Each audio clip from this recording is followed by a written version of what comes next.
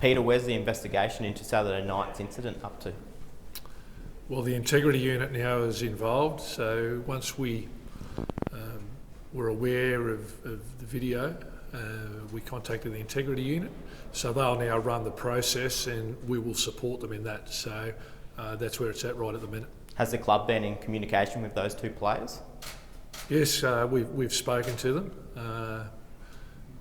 That'll remain confidential at the moment until the integrity unit has run their process. The integrity unit will also speak with the players, and then we'll establish all the facts, and then we'll make some decisions after that once we know exactly what happened. Well, what does the club believe happened in that cubicle at this stage? I can't comment on that at the moment. In terms of discipline, what is being thrown about or what's been talked about for punishment? Oh, we haven't discussed any punishment yet because we don't know if there's any punishment to be had. We run the process, work out exactly what's happened or what hasn't happened, and then make some decisions there. But we don't have to make any decisions on that yet because the process hasn't been finalised. And as I said, we don't even know whether punishment is necessary yet. Peter, given that Kalen isn't playing because of repeated head knocks and concussions, and alcohol wouldn't be the best thing to be mixing with it, is that a concern for the club? Well, I think that could be a concern. My information is that he's not been told by any of the medical staff that he couldn't drink, and we haven't established yet exactly how much that he had. So, again, that's part of the process, and once that's finalised, I'm sure that we can make some conclusions on that. But right at the moment, we're not making any sort of decisions. We're open-minded about it, and we'll see what happens at the end of it all. Is that accurate then from Andre that Kerr was in there helping him because he had too much to drink and was throwing up as a result of that? Well, as I said, we've had some conversations with the players, and now the integrity unit is running the process. It'd be inappropriate of me to comment on any of the confidential conversations until the process is completed. What type of look is this for the club? Well, at the moment, I wouldn't say it's a great look. There's no doubt about that. But again, it's not a great look, but all the facts haven't been established yet. So let's wait until the process is finished. Let the integrity unit do what they need to do. We'll cooperate with them, and then we'll make some decisions if we have to. So accepting it's not a good look for the club, do we expect that some type of punishment will be inflicted just because they were there in that cubicle? Well, just because it's not a good look doesn't mean that, doesn't straight away mean that somebody's done anything wrong. So let's just let that process run its course, and we'll see what happens after that. Is it too early to say, Pete, if Kalen will remain the captain of the club? Oh, way too early for that. Look, we can't make any decisions until everything is finalised, but it's way too early for that. It's been a tough run for the club over the last little while, and given, I suppose, where you are on the ladder, how much work needs to be done to sort of turn the ship? I know you've only just sort of got your feet under the desk over the last couple of weeks, but you've had a busy couple of weeks. Yeah, it's been a busy couple of weeks, but as I said, when I first arrived, it doesn't always go smooth, and sometimes it doesn't rain, it pours, and we're going through a tough period at the moment. Just about all of it's self-inflicted, so we have to own that and work out how we're going to get better. And there's no doubt that we need to improve the current standards, and we need to improve them quickly if we're going to turn the club around. Is that, that's obviously a leadership issue as well, and I know that's part of your role here, but does the club need more from its leaders, and does it need to bring in different guys to help that process? Well, it's I'll say this, that I think that it's there has been a lack of leadership around the playing group, okay? And that's not all on them, just because it's a young group, and just because you make somebody a leader or put them in a position of leadership doesn't necessarily mean that they're going to grasp the leadership straight away. That can be an education process. So the club and the coaching staff, everybody has a role in playing to educate the players in that facet. I worked with a captain for a long period in my previous job, and he was appointed very young, and he had a few bumps in the road early, and I think everyone will agree, turned out one of the better leaders in the game. So I have some sympathy for young people thrust into leadership roles that they're not always going to get it right, and it's our job to help them and to educate them. So that's what we're trying to do. A lot of people think seeing Kalen out drinking when he's off for a concussion suggests that he's not taking the injury seriously. How do you feel about that? Do you think that as a captain of the club who's been sidelined now for concussion, it's appropriate that he's out drinking?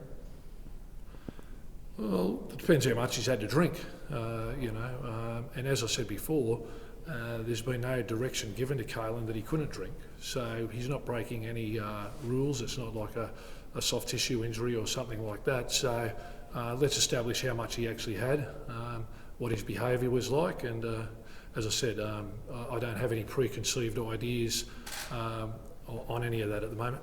As the captain of the club, does Kalen feel he's done the wrong thing, and does he feel like there's a need to apologise to the club, to the fans?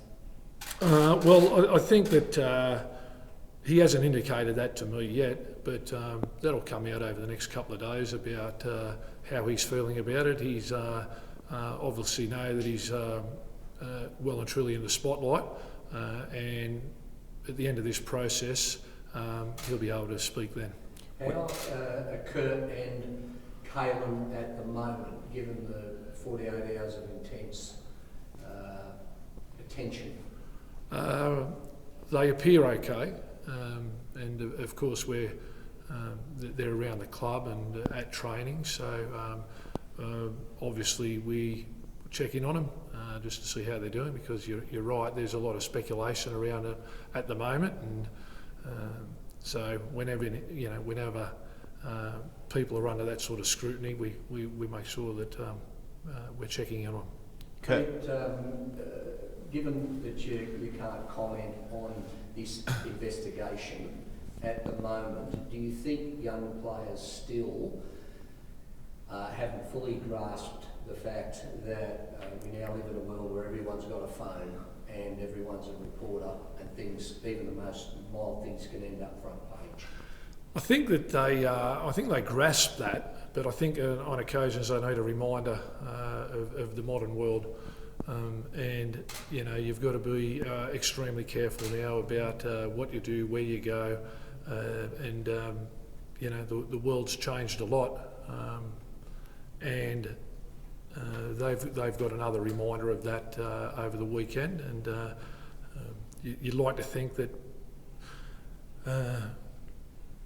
these sorts of things don't happen, where people are taking photos and videos and things like that, but at the end of the day, that's the modern world, and they've got to accept that.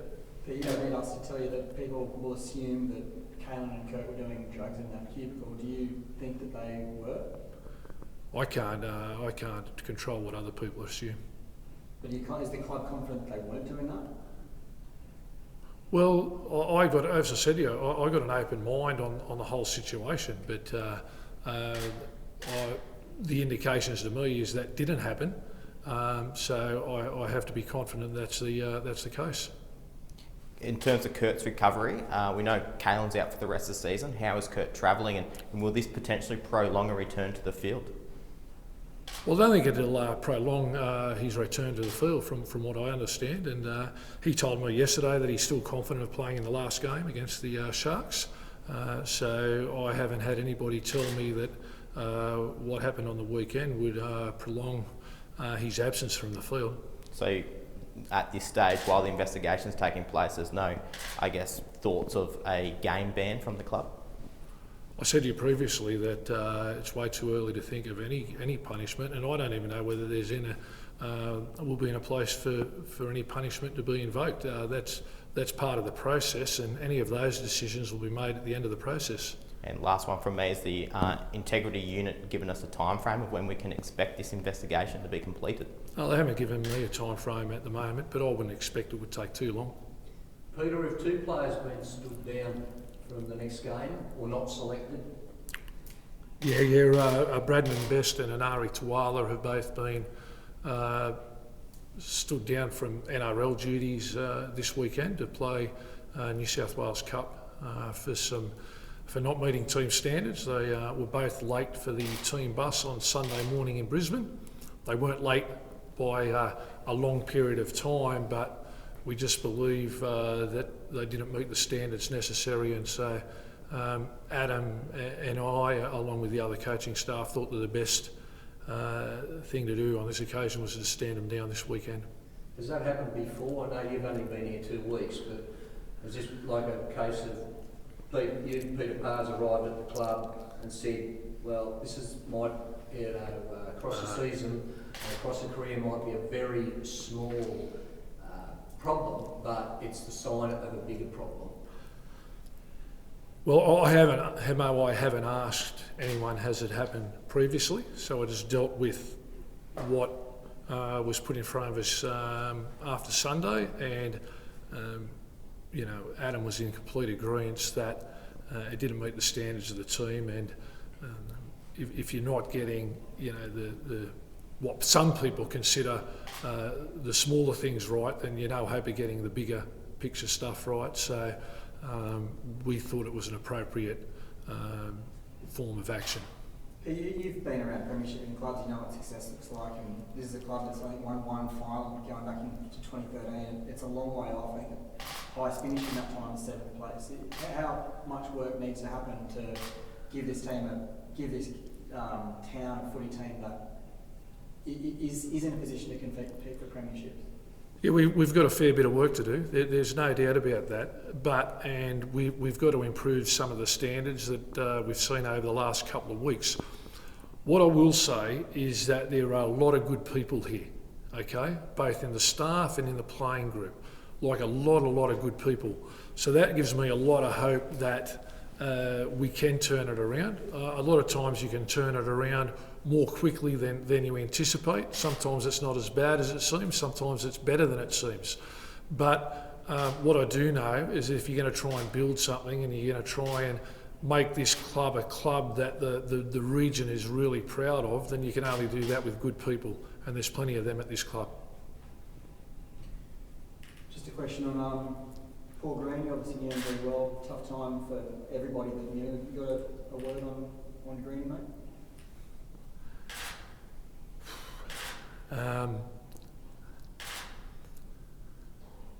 Paul Green was a great bloke, a really great bloke, and he was a very good friend of mine, and I was devastated when I heard the news. I'm still devastated. It's a struggle to get your head round what happened, but he was he was a really good coach, really good, and but for me he was a great bloke, a lot of fun, super intelligent, hard worker, had a great knack of wanting people to be better, and I'll miss him dearly.